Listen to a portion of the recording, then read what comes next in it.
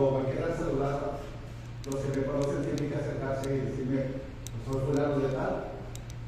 Y si no nos conocemos, pues es como que algo. Qué gusto estar aquí, hermanos, en la colonia Chapultepec, el Divino Redentor. El estar aquí me trae muchos recuerdos, aunque nunca fui a pasar aquí, pero pues muy seguido venía y seguido me invitaba en los pastores, así que para mí es un grande privilegio estar aquí. Hay tres razones por las cuales estoy aquí, hermano. Número uno, saludarlos. Saludar al pastor Jonathan, a mi Rolando, su esposa, familia, y a toda la congregación. La segunda razón por la que estoy aquí es porque estoy celebrando 84 años de edad, que si Dios me permitió cumplir el 21 de marzo, el día que comienza la primavera. A mí sí me puede encantar que el día que yo nací, nacieron todas las flores. Y entonces, por muchos años, mientras yo estaba predicando, contaba alguna historia, alguna vivencia, alguna experiencia, algún testimonio. Y mi hija Julieta, que ayer cumplió un año más de vida, pero ya en el cielo, ella hace 11 años partió a la patria celestial, y ella era mi asistente, más que secretaria, era mi asistente en los ministerios a los que me llamó, desde el pastorado y la superintendencia, el episcopado, y aún en mi vida de jubilado.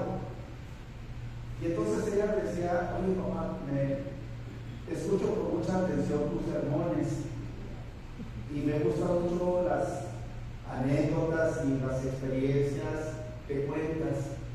¿Por qué no las escribes? Y ella fue la que me puso ese incentivo de escribir. Y me puse a escribir, y ella me estaba ayudando escribiendo las historias, yo le dictaba. Y luego, cuando ella partió al cielo, le dejó la tarea a su hermana, a Julissa. Y Julissa me estuvo ayudando. Pero hubo un momento en que Jaime, el esposo de Julissa, se vino acá a Nuevo León. Estábamos en Torreón, Coahuila. Y entonces, pues, me quedé escribiendo como quiera las historias.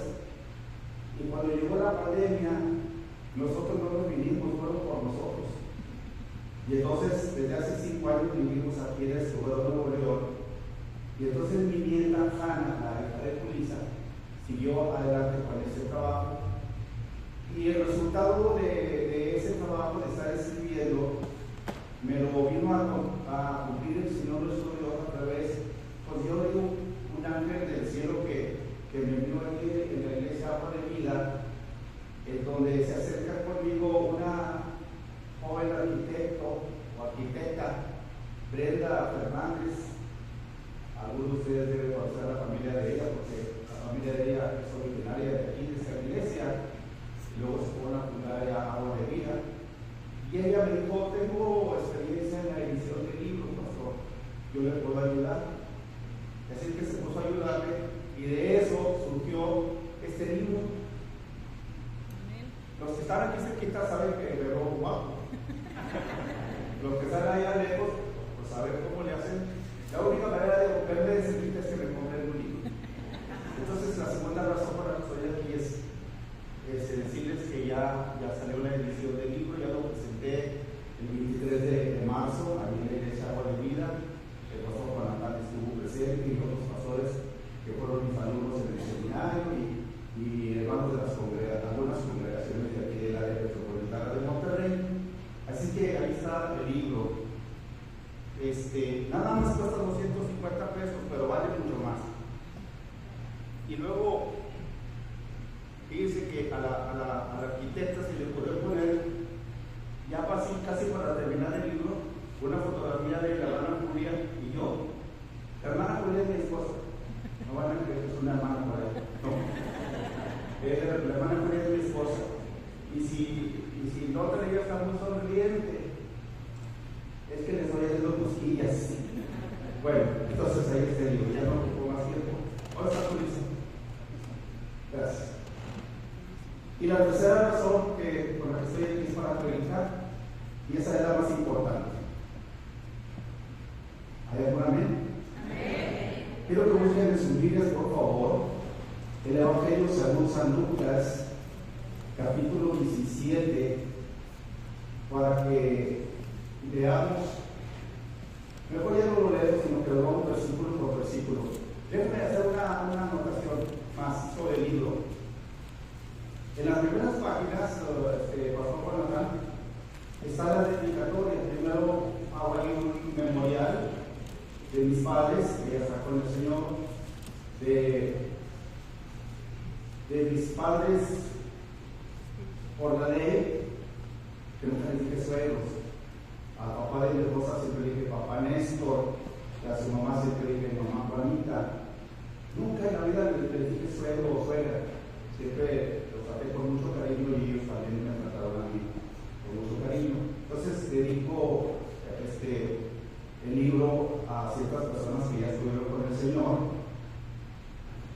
y también lo dedico a los obispos de mi infancia y adolescencia y juventud, como el obispo Eliezer Guerra Olivares, el obispo Rolando Zapata Olivares, que me dio mucho gusto que se acercó ahorita Ruth, la esposa de Rolando Zapata Presendis, hijo del obispo Rolando Zapata Olivares. Y Rolando Zapata Presendis fue mi compañero en el seminario, y luego fuimos compañeros en el ministerio. Tengo una foto por ahí muy de casa, donde Rolando y yo estamos por ahí juntitos en Saltillo en un retiro de pastores. Está también dedicado a mis compañeros obispos, al obispo Ricardo Esparza Zuno, al obispo Daniel de la Cruz Areiza. Ellos dos y un servidor somos de la misma generación en el seminario.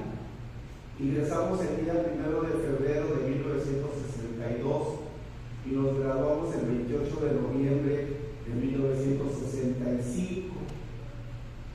Tanto Ricardo como Danielito, como le decíamos, ya está con el Señor. El único sobreviviente pues soy yo. Así que de esa generación de 4 alumnos que nos graduamos en ese año, 3 fuimos electos y consagrados obispos. De manera que ya estamos en el 2025, quiere decir que ya entré al año en el cual se cumplirán 60 años de habernos graduado del seminario evangélico Unido de la Ciudad de México, el mejor seminario del mundo. Era tan bueno que lo cerramos para siempre. Entonces, dije que iba a predicar, quería hacer esa acotación. Ahí están las dedicatorias, los que quieran comprar el libro, terminar el servicio, allí en la puerta va a estar Julissa o... tengo un libro que se llama Jonathan, que no es Jonathan, Jonathan es el suyo, y el mío es Jonathan. Así que a la mejor va a estar ahí Julissa, Jonathan, Hannah, atendiéndonos para que... ¿Sí van a comprar el libro, verdad? Sí. ¿Y luego para qué vino? Ok. Muy bien. ¿Ya tienes San Lucas capítulo 17, versículos 11 al 19? Bien, ya que pasó Jonathan, les comentó que fui su maestro de homilética en el seminario. Pues eran muchos los alumnos que yo tuve, gracias a Dios, ahí en el seminario. Casi todos los pastores del área metropolitana de Monterrey y algunos otros lugares fueron mis alumnos de homilética. De esta congregación, aparte de Jonathan, recuerdo al muy querido y recordado Mario Alberto Hernández, también a Adrián García, también a Ernesto Treviño, que por llamarse Ernesto Treviño, acá hasta Palomía le decían el Iti, Ernesto Treviño, el Iti, andaba muy de moda la película. También de esta iglesia fueron para el seminario Anita Martínez, Ana Ismendi, Laurita Ibarra, nuestra sobrina. Laurita Ibarra es sobrina nuestra por parte de mi esposa. La hermana Julia Ibarra Zapata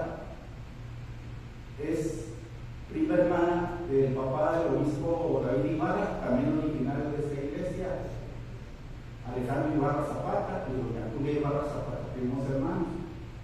¿Por qué Ibarra Zapata los dos? Pues porque el papá de Julia y el papá de Alejandro eran hermanos. Y la mamá de Julia y la mamá de Alejandro eran hermanas. Así que ahí hay 2 o 3 familias que se apellidan Ibarra Zapata. Bueno, ahí en el rancho de la escuela se llama Emiliano Zapata. Ya el cambiador de nombre ahora es Emiliano Ibarra Zapata. Porque pues todas las familias Ibarra Zapata viven allí en ese rancho. Muy bien, ya voy a predicar el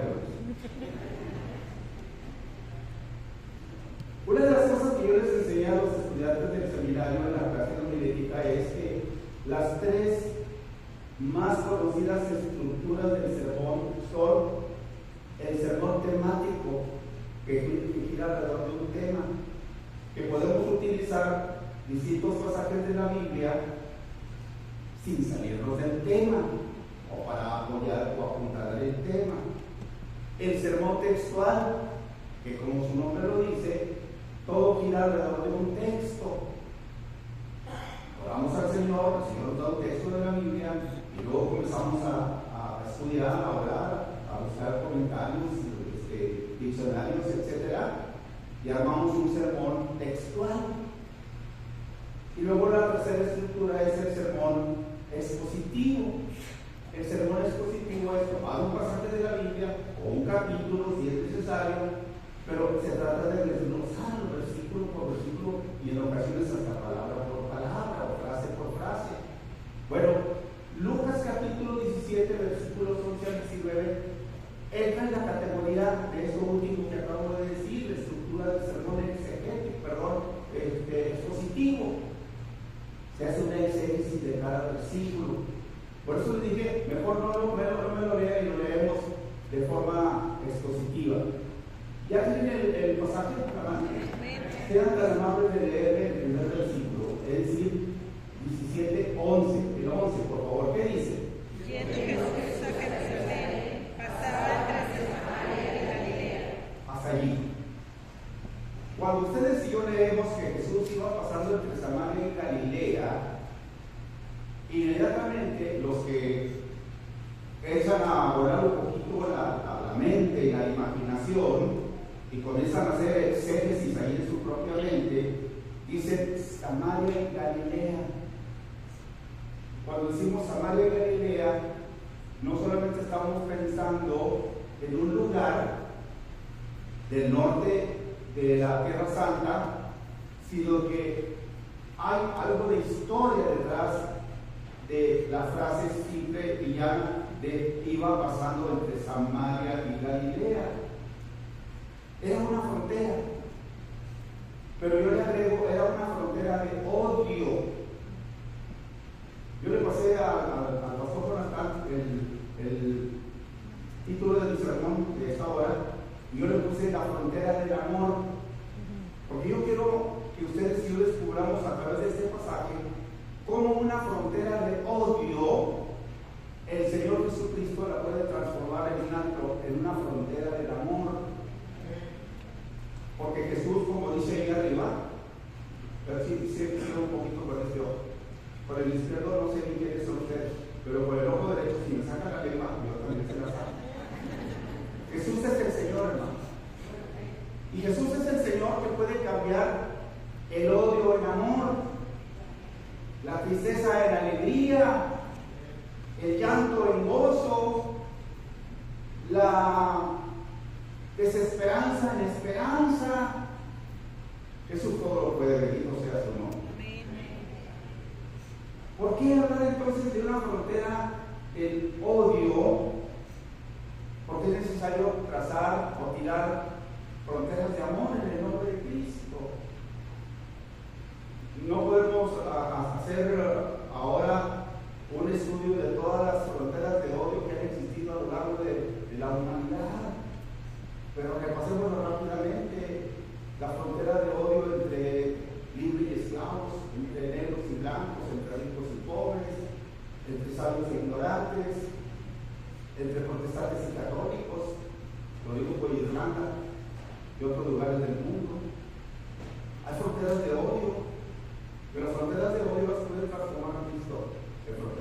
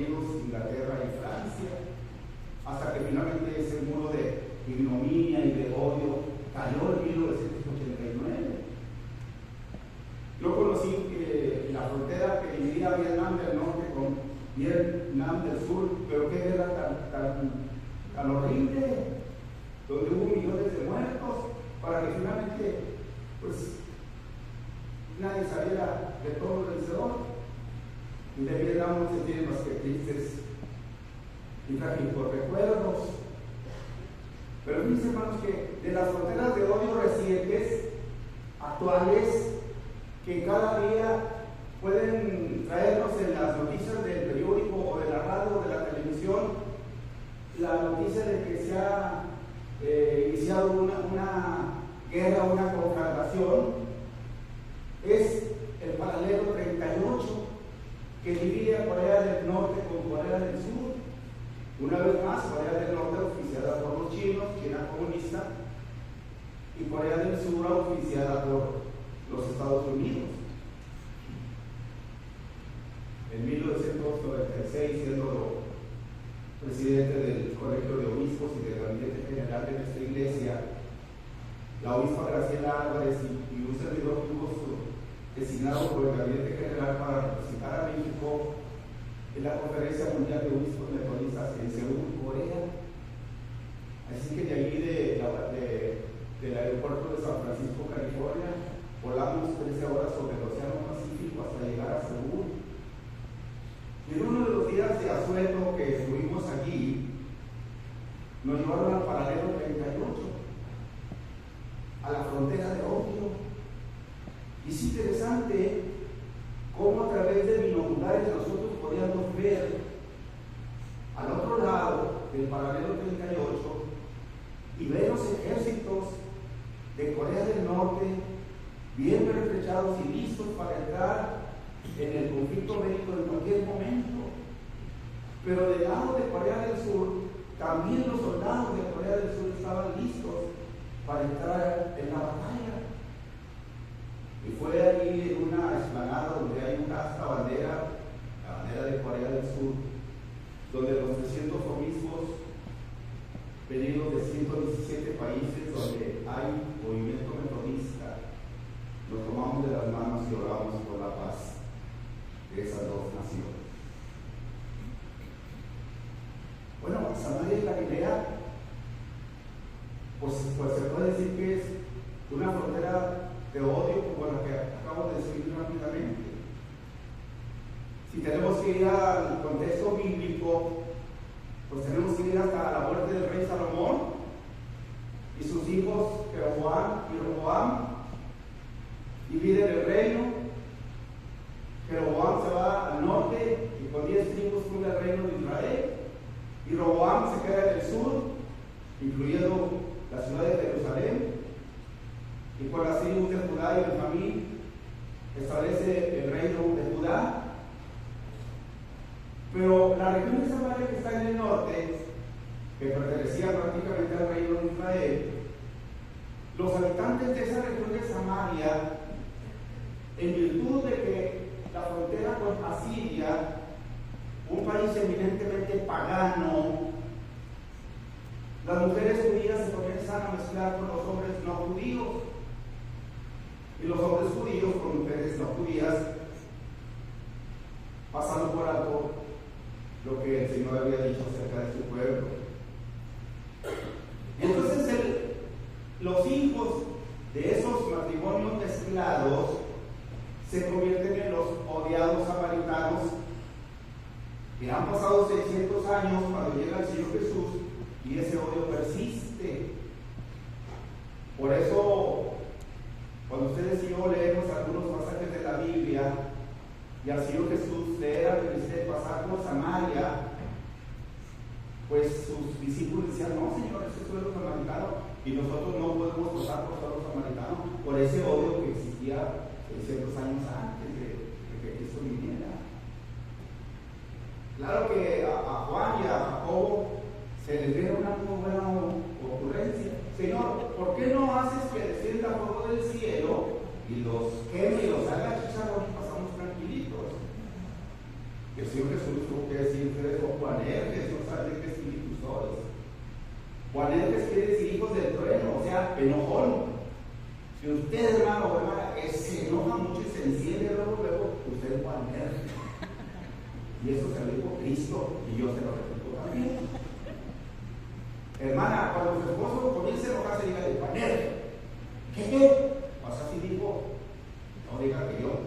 Así dice la Biblia, así dijo el Señor Jesús. Amados hermanos, yendo Jesús entre Samaria y Galilea, una frontera de odio.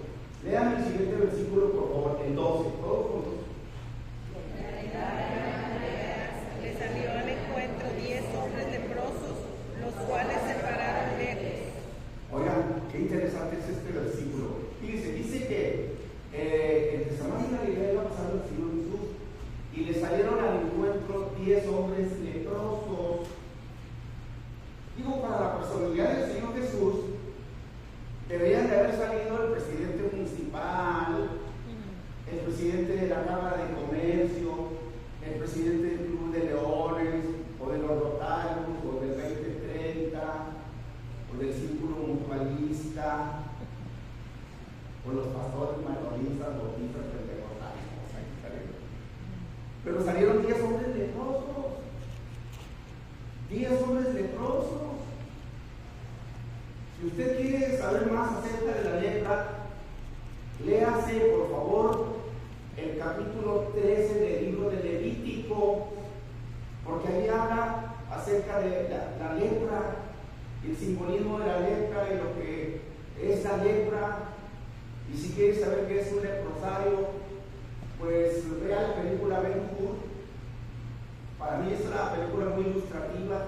Ahí me di idea de cómo eran los leprosarios de la época del Señor Jesús, donde está ahí la mamá y la hermana de Ben-Hur, en unas cuevas oscuras, tristes, malolientes, feas, llenas de llagas por la lepra. La lepra es el símbolo del pecado, según los teólogos. Porque una de las características de la lepra es que ahí donde las células han muerto y solamente hay una llaga, podemos nosotros meter un alfiler, una aguja, hasta un cuchillo, un tenedor, y la persona que tiene lepra, al meter esto, no siente absolutamente nada. Se ha hecho insensible porque las células se han muerto por causa de la lepra. Así de terrible es esa enfermedad. Pues esos 10 hombres que salen al encuentro de Jesús están llenos de lepra. Se salieron del leprosario de los tenían, porque hasta ellos les llegó la noticia de que un hombre llamado Jesús estaba realizando prodigios y milagros, señales maravillosas, paralíticos levantándose, hombres que estaban enfermos de algunos problemas neurológicos sanaban, endemoniados que eran liberados. Y así que aquellos 10 hombres dijeron: si este hombre es capaz de hacer eso, inclusive posiblemente les haya dicho, también resucita muertos. A lo mejor ya había pasado la resurrección de Lázaro, o la resurrección de la hija de Jairo, o la resurrección del hijo único de la viuda de Naín. Si alguna de estas noticias les llegó a aquellos leprosos, ellos se armaron de valor y dijeron: vamos a buscar a ese hombre, él es nuestra única esperanza. Y salieron al encuentro de Jesús. El versículo que acaban de leer dice que se pararon muy cerquita de Jesús. ¿Ah? Se pararon de lejos. ¿Por qué? Bueno, la respuesta no me la dé, mejor que me la dé la Biblia. Levítico capítulo 13, versículos 45 y 46. Alguien que sepa manejar la Biblia rápido, lea esa cita. Levítico 13, versículos 45 y 46. ¿Qué dice? Léalo en voz alta, por favor, que oigamos todos.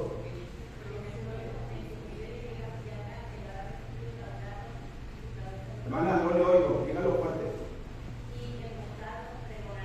Hermana, desde el principio. 45 y 46.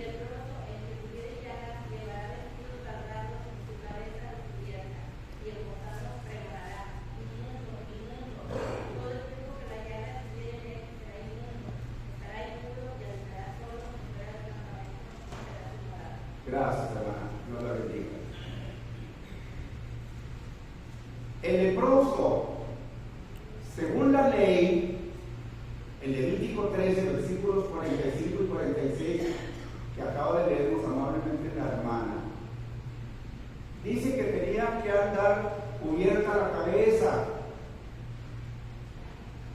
Tenían que andar gritando siempre, inmundo, inmundo, para que la gente no se acercara. Porque se sabía que la lepra era una enfermedad, ¿cómo se dice? Contagiosa, gracias. Así es que se pararon de lejos. Algunos estudiosos de la Biblia dicen que aproximadamente 50 metros era lo más permitido a un leproso acercarse a la gente. ¿Cuánto mide de largo este templo, pastor? De aquí hasta la puerta. El de la propiedad, deben saber, hermano de la propiedad, ¿cuánto mide? Como 20 metros. 20 metros. Y si tenían que estar 50 metros lejos de Jesús, pues entonces es lo largo de este templo, pues nos vamos hasta la puerta de la católica que está enfrente. Y desde la puerta de la iglesia católica, aunque el cura se enoje, usted va a cruzar y tal, pastor Baltasar, quiero un libro, quiero un libro. Si la ley solamente permitía 50 metros, por eso tuvieron que gritar los 10 leprosos. Imagínense ustedes 10 personas gritando a voz en cuello. ¿Y qué es lo que gritaban? Ahí lo dice ahora el siguiente versículo. Díganme. Y alzaron la voz diciendo: Jesús, Maestro, ten misericordia de nosotros. ¿Ese qué versículo es? El 13. El 13. Ahora sí léalo todos, por favor. Y alzaron la voz diciendo: Jesús, Maestro, ten misericordia de nosotros. Y alzaron la voz. ¿Alzaron la voz qué es, hermano? Gritar. 50 metros de distancia mínimo. Alzaron la voz. ¿Y qué gritaban? Jesús, Maestro, ten misericordia de nosotros. Yo creo que algunos de estos 10 leprosos habían sido educados como los niños que vinieron a hacer aquí, que salieron corriendo a escuchar la palabra de Dios. Habían sido educados en la escuela rabínica, en la escuela sabática, no de los sabatistas de los últimos días, sino de aquel tiempo. Y ahí aprendieron la palabra de Dios. Sin duda alguna aprendieron a decir: clama a mí y yo te responderé y te enseñaré cosas grandes y difíciles que tú no conoces. Clamar es gritar de dolor, como aquellos hombres 10 leprosos estaban gritando al Señor su dolor, pero estaban pidiendo sobre todas las cosas que tuviera misericordia.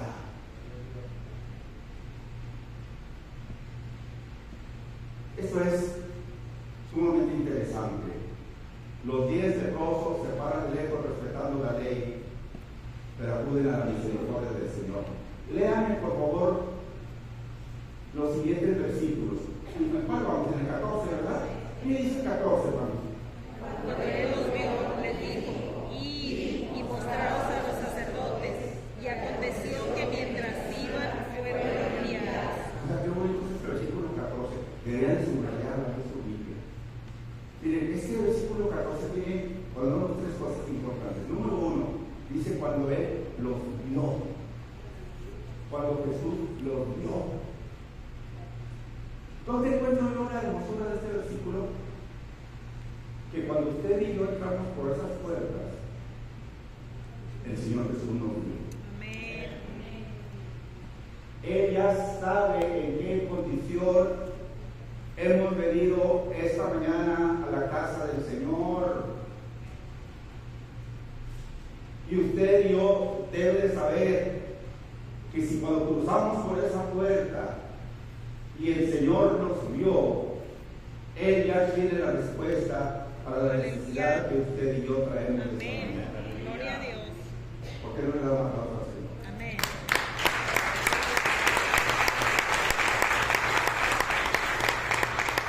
Gracias. Cuando usted y yo entramos por esa puerta a la casa del Señor, Él nos vio y sabe que traemos un problema espiritual.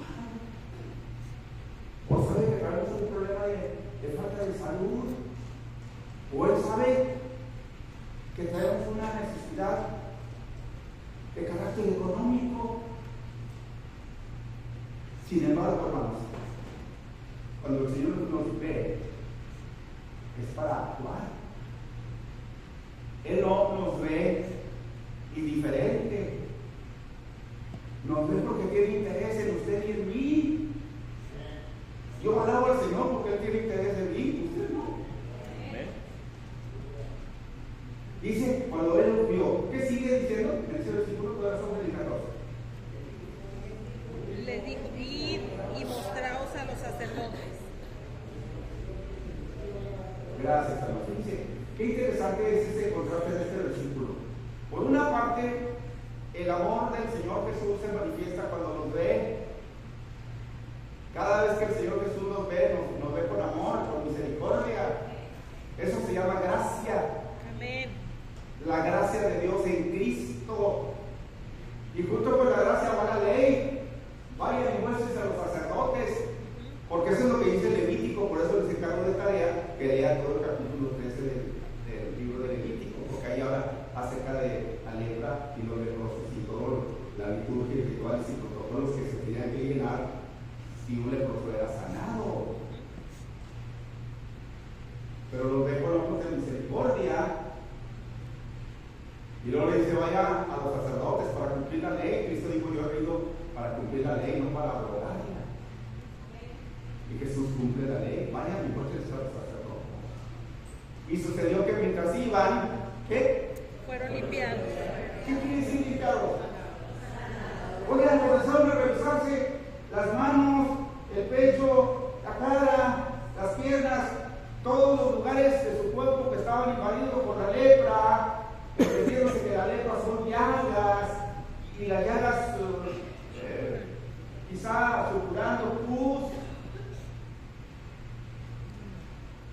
Hombres desgarrados por la lepra. Cuando yo leo este pasaje de 10 hombres con sus carnes desgarradas por la lepra, me viene a mi mente aquel poema de un poeta peruano que escribió diciendo: para verme con los muertos yo no voy al camposanto, busco plazas, no desiertos, para verme con los muertos. Corazones hay abiertos, almas hay que quieren tanto, que para verme con los muertos yo no voy al camposanto, busco plazas, no desiertos.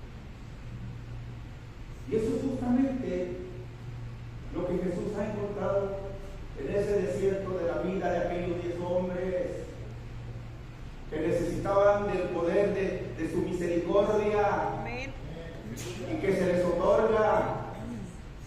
Y cuando se dan cuenta que aquellas sucias, horribles y malolientes llagas han desaparecido y su cuerpo ahora está tan limpio como el de un bebé, limpiados por el poder de Cristo. Amén.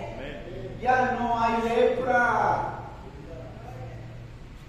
Pero miren lo que dicen los siguientes versículos. Eso sí, leanme los puntos, el 15 y el 16. ¿Qué dice? Entonces uno de ellos, viendo que había sido sanado, volvió glorificando a Dios a gran voz y se postró rostro en tierra a sus pies, dándole gracias, y este era samaritano. Vámonos por partes, hermanos. En el versículo, estamos en el 15, ¿verdad? Sí. En el versículo 15 dice, entonces uno de los 10, uno de ellos, ¿qué hizo? No, primero. Vio que había Se sido vio, se vio a sí mismo, descubrió que sus llagas habían desaparecido. Se vio. Amados hermanos, cuando el Señor haga una obra en nosotros, lo primero que nosotros nos vamos a dar cuenta es que nos vemos. Amén. Vemos lo que Cristo ha hecho en nosotros. Aleluya. Y cuando usted y yo vemos lo que Cristo ha hecho en nosotros, entonces vamos a poder hacer lo que este había sido leproso va a hacer. Después de verse, ¿qué sigue? Volvió. Número 1, ahí, volvió. Vámonos por partes. volvió. Nada más no quedamos en volvió, hermano, no se me adelante. Volvió, se vio, número 1, número 2, volvió, se regresó a donde estaba Jesús. Amén. Hermano, yo hice el servicio militar, porque sí hice el servicio militar, no como otros. Y cuando yo hice el servicio militar, el sargento nos traía ahí en el estadio de la Revolución en Torreón, donde eran las prácticas de los conscriptos, clase muy honrosa de 1941. Qué bueno que no se ría. Decía, conversión a la izquierda, y dábamos vuelta a la izquierda. Conversión a la derecha, y dábamos vuelta a la derecha. Paso veloz, y nos dábamos corriendo acá, a paso veloz. Pero cuando decía, media vuelta allá, sobre los 2 pies tirábamos, dábamos media vuelta y regresábamos por donde veníamos. Eso es volver. Este hombre que fue sanado por Cristo y se dio cuenta del milagro que Cristo había realizado en él, volvió, dio media vuelta, regresó al origen de su bendición. Amén. Regresó al punto de partida. Gloria a Dios. Ahora sí, hermano, que todo volvió. ¿Y luego qué sigue? Espérenme, nada más en la siguiente frase. Volvió glorificando a Dios. Glorificando a Dios a gran voz. Pues es que cuando vieron que Jesús estaba allí entre Samaria y Galilea, comenzaban a gritar de lejos, pidiendo misericordia. Y cuando la misericordia llegó, pues valía la pena volver a gritar. Pero ahora ya no era un clamor de llanto, de dolor, de angustia, de desesperanza, sino que ahora estaba glorificando a Dios. Amén. Dice que estaba yo consultando al doctor William Barclay, un comentarista del Nuevo Testamento, y dice que la palabra que se usa allí para glorificar, la palabra de glorificar a Dios, la palabra de glorificar, viene de una palabra griega que es doxa. ¿Cuántos músicos, pastor? Díganme a los músicos. Ya se ponen las distintas de nuevo. ¿Qué quiere decir doxología, músicos? Cero. La palabra doxa es la que origina la palabra doxología. Miren, cuando yo era un metodista de Hueso Colorado y los servicios en la iglesia metodista, yo los hacía con una liturgia muy inglesa, muy americana, y entonces venía el preludio, la llamada a la oración, el canto de alabanza, etcétera. Pero pasaba un matrimonio al frente y uno de ellos leía el Antiguo Testamento y el otro leía el Nuevo Testamento. Y cuando acabamos de decir amén, el coro de la iglesia y la congregación que ya sabía la liturgia, nos poníamos de pie y comenzábamos a cantar a Dios el Padre Celestial, etc. Pero con mucha fuerza, con mucho vigor. Eso se llama doxología, es decir, irrumpir en el culto, en la solemnidad del culto, con una fuerte alabanza al Señor. Eso es doxología. Amén. Lo que este hombre estaba haciendo era cantar una doxología, es decir, glorificar a Dios, y lo hacía a gran voz. Si estuvo pidiendo misericordia a gritos, ¿por qué no darle gracias a Dios al Señor a gritos también? Amén, amén. Así que dice que regresó glorificando a Dios. Bueno, se vio, volvió, glorificando a Dios a gran voz. ¿Qué más? Y se postró rostro en Se tierra. postró rostro en tierra. ¿Qué es eso? ¿Qué es postrarse en tierra? Rendirse. ¿Saben ustedes que la forma en el oriente de postrarse en tierra no es como nosotros los occidentales, que nos arrodillamos por una rodilla y hasta le ponemos colchoncito al respiratorio para que no nos cale? Y colchoncito en la patas para que estemos a gusto. Postrarse en tierra es tirarse en el suelo, todo completamente, todo el cuerpo en el suelo, tirado así, boca abajo, con la frente hasta el polvo de la tierra. Eso es postrarse en tierra. Y eso es lo que alguien de ustedes dijo, se llama humillación delante del Señor. Así es. Se humilló delante del Señor. Y la última cosa que hace, ¿qué es? Dando gracias. Le dio gracias. Le dio gracias, Señor. Ay, yo no puedo. No sé por qué Lucas no me completó bien la historia. Lucas hubiera registrado qué fue lo que dijo cuando le dio las gracias al Señor. Señor, te doy gracias porque yo era una piltrafa humana. Y mira, Señor, me has quitado las llagas y estoy más guapo que antes. Porque cuando Cristo mira nuestra vida nos hace más guapo que antes. Bendito Dios. Nos hace bellos y bellas, hermanos. No se crea usted de Leti la fea, ni del club de las feas. Usted es del club de las bellas, tocadas, sanadas, protegidas y bendecidas por Cristo. Amén, amén. Amados hermanos, ustedes y yo somos los más guapos de este mundo. Por favor, hermana, no le digas a su esposo, ay, hijito, a medida que te haces viejo te estás poniendo más feo. No le digas eso. La hermana ella me dice a mí, ay, cada vez estás más guapo. Ya no ve bien, pero no es guapo. Y si no, cómprenme el libro y veas que son más guapos. Le doy gracias. Amados hermanos, no hay palabra más hermosa en los oídos del Señor que cuando usted y yo decimos gracias, Señor. Amén. No hay palabra más hermosa en los oídos de Dios nuestro Padre cuando usted y yo decimos, Padre, muchas gracias, Padre. Aleluya.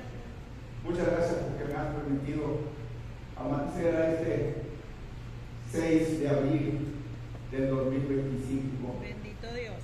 Te alabo, Padre, porque me has permitido comer un poquito de pan y beber de una copa, recordándome que un día tú moriste en la cruz por mis Bendito Dios. pecados y me hiciste limpio Aleluya. para siempre. Bendito Dios. Las palabras más hermosas que nosotros podamos escuchar de alguien es cuando dicen gracias. Amén. La palabra más hermosa que yo he escuchado esta mañana es cuando el pastor Jonathan dice, gracias, pastor. Gracias porque Bendito usted fue nuestro maestro de humildad. Dios. Bendito Dios. Y yo sé que Jonathan predica muy bien aquí, no por lo que yo le enseñé, sino porque el Espíritu Santo estaba con aquel grupo de muchachos en ese Aleluya. seminario. Gracias a Dios. El otro día los encontré en un restaurante desayunando. Y ahí estaban mis saludos, todos los que estaban en la homilética conmigo. Mario González, Fernando Fuentes, Mario Sánchez Garza, Agustín de la Cruz, Rodolfo Torres, una fichita. Oigan, hermano, que. Y luego cuando se acercaron, ya se iban ellos, se acercaron a la mesa donde estábamos vosotros tres jubilosos, Melitón Zavala, Paco Galván y yo, con el pastor de Agua de Vida, Guadalupe Olivo, y se acercó uno de ellos y dijo, aquí está para que paguen su cuenta. Casi estoy seguro que lo que pagaron fue mi desayuno. Y lo recibí con mucha alegría porque dije, estos cuates les revolvieron la conciencia y dijeron, vamos a pagarle con todo su desayuno a los todos. Como quiera, yo le dije a que mejor tenía muchas gracias. Dígale a los demás, muchas gracias. Que el Señor nos siga bendiciendo. Bendito Dios. Vamos a mañana. ¿Qué dice el siguiente versículo, por favor? ¿Dónde vamos? Y este era samaritano. El 17, léalo todos juntos, por favor. Respondiendo Jesús dijo: ¿no son 10 los que fueron limpiados? ¿Y los 9 dónde están? Lean el capítulo 18, por favor. No hubo quien volviese y diese gloria a Dios, sino este extranjero. Y le dijo: levántate, vete, y tu fe te ha salvado. Ese es el 19, nada más dije que el 17 y 18. Ay, hermano, bueno, está bien. 17 y 18. Entonces, el 17 y 18, ¿qué pasa ahí? El 17 y 18, hermano. Resúmelo así rápidamente. Respondiendo Jesús. Pregunta si eran 10.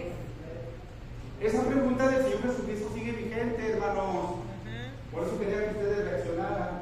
Sigue vigente. La pregunta de Cristo hoy, esta mañana, no es pregunta mía, es pregunta de Cristo. La pregunta de Cristo es: ¿qué no han sido muchos los sanados en esta iglesia? Aleluya. Entonces, ¿por qué tan poquitos están de los que fueron sanados? Bendito Dios. Porque yo me imagino que han sido mucho más los que han sido sanados que los que están aquí. Amén. ¿Cuántas personas que han venido a este templo a lo largo de cuántos años dijeron que van a cumplir? 68. A lo largo de 68 años, bueno, de los que viven, ¿cuántos de los que han recibido una misión aquí han regresado a darle gracias al Señor a esta casa de oración? Bendito Dios. O cuando dicen: no, ya no voy de aquí, ya comí, ya bebí, ya no voy de aquí. Amados hermanos, la pregunta de Cristo sigue vigente. ¿Qué no fueron 10 los que fueron sanados? Y nada más regresó ¿Y los otros 9 dónde están? Bueno, la Biblia no lo dice, pero yo tengo una respuesta, hermanos. Ojalá que ustedes estén de acuerdo conmigo. Y si no, pues a la salida lo vemos. Pues la respuesta que yo tengo es esta.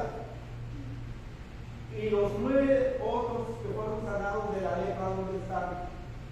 Esos otros 9 estaban sanados del cuerpo, pero la lepra la tenían en el alma y en el espíritu.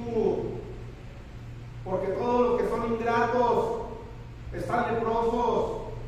Porque todos los que odian y guardan resentimientos y maldicen aún a sus propios prójimos o primogénitos o progenitores están llenos de lepra en el alma y en el espíritu.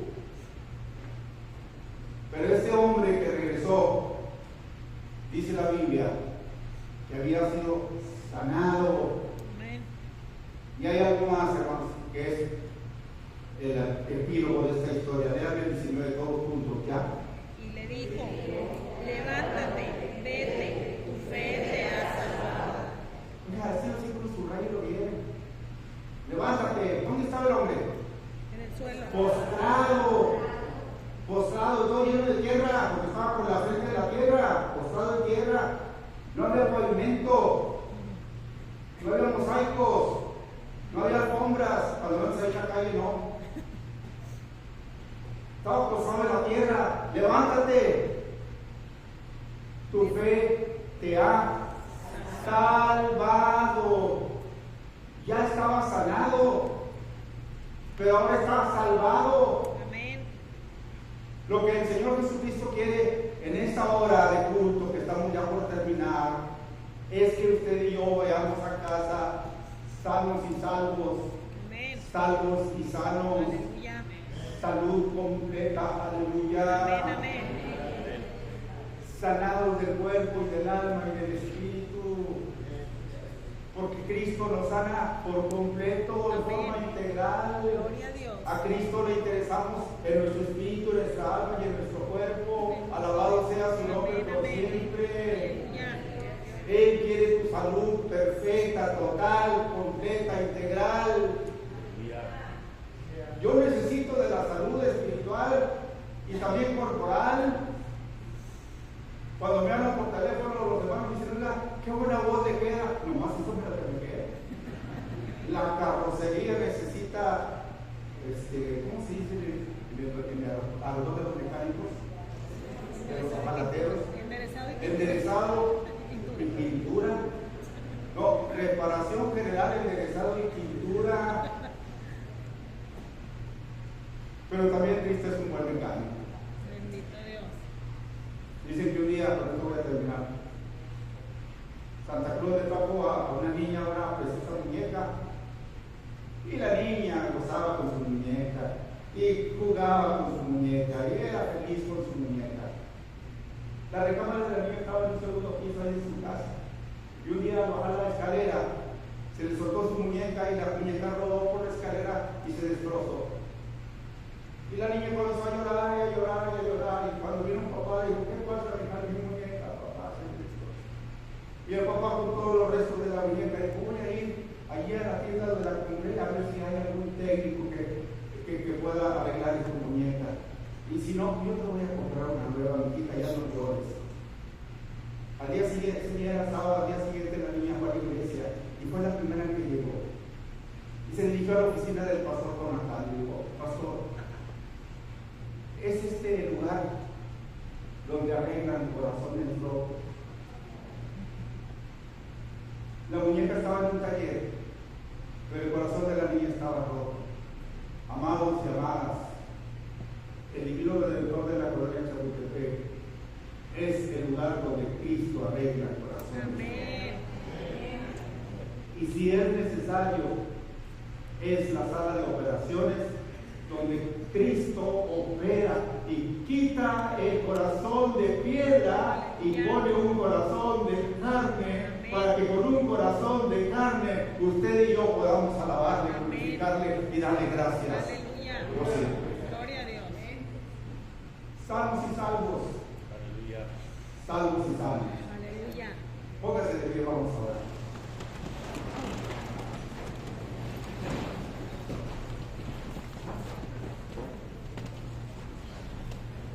Señor Jesús, tú eres el médico divino por excelencia. Cuando llegamos a esta casa, tus ojos estaban puestos sobre nosotros. Tú sabes exactamente qué es lo que necesitamos. Danos, Señor, en este momento, antes de salir, danos, Señor, la sanidad y la salvación. Danos la salvación y la sanidad. Extiende tu mano y toca la letra de nuestra alma y de nuestro espíritu. Toda enfermedad de nuestro cuerpo sean quitados ahora mismo en el nombre poderoso de Cristo. De manera que salgamos de aquí sanados y salvados, glorificando, Señor, cantando una gloriosa doxología que alabe y glorifique el poderoso nombre de Jesucristo. Muchas gracias, Señor, por el gozo que me has dado de regresar a esa casa tuya, a la que hace muchos años no podía estar aquí. Bendito Dios. Te bendigo, Señor, con todo mi corazón y pido bendiciones para Jonathan, su pastor, su familia, su junta de administradores